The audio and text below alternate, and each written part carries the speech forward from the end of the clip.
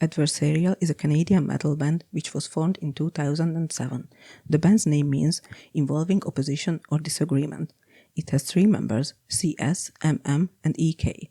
Death Endless Nothing and the Black Knife of Nihilism is their first full-length album, which came out the 21st of August in 2015 under Dark Descent Records.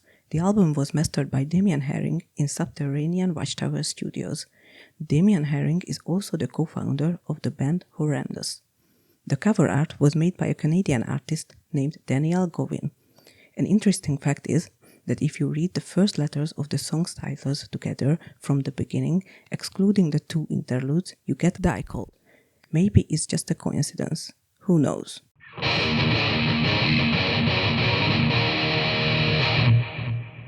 This record feels like to me as if my soul were sucked into this black hole, into this chaotic, endless nothing, into this evil dimension where there's no hope, no light, no life, no nothing. And I think the band is so good in creating these feelings of despair, this coldness, this numbness through their music. These things that modern day society is all about. Because I think modern day people have no real connections, not with each other, not with their souls, not with spiritual world. They just don't need these things. They don't really seem to care. They are too busy trying to get fame, money, success, and they don't know that all these things will just ruin them in the end. And this whole record feels like a conjuration, as if the band were trying to wake something up inside us, in our souls, something important, long forgotten. And they are trying to lead us back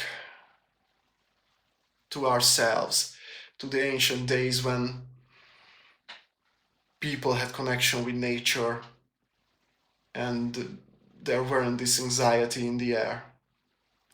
And I think this is the most important thing in all art, in all forms of art, that the creator, the artist, must give a message through their work, that you can think differently, you can do something else, and that you're not alone. And we people can win this spiritual warfare that's going on between good and evil, and that we can change.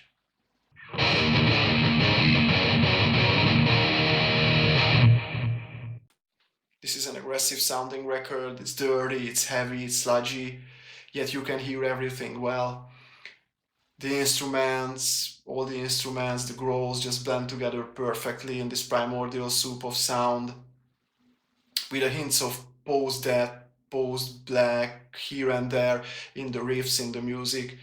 The band likes to use the technique of repeating riffs, musical patterns over and over, and to create a hypnotic, mesmerizing feel with this in the listener.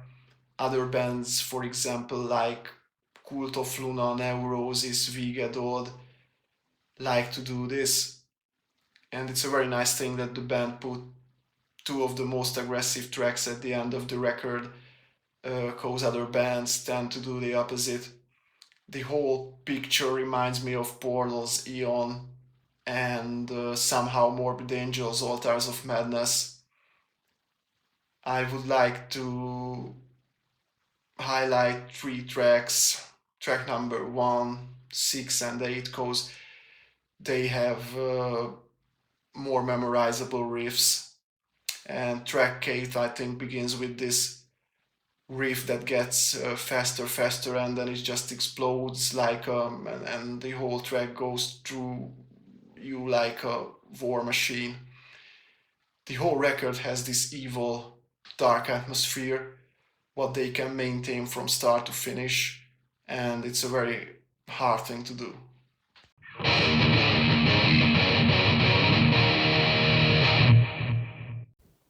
I give this record 9 out of 10, because nothing's perfect, but it's a fucking masterpiece. Go and listen to it.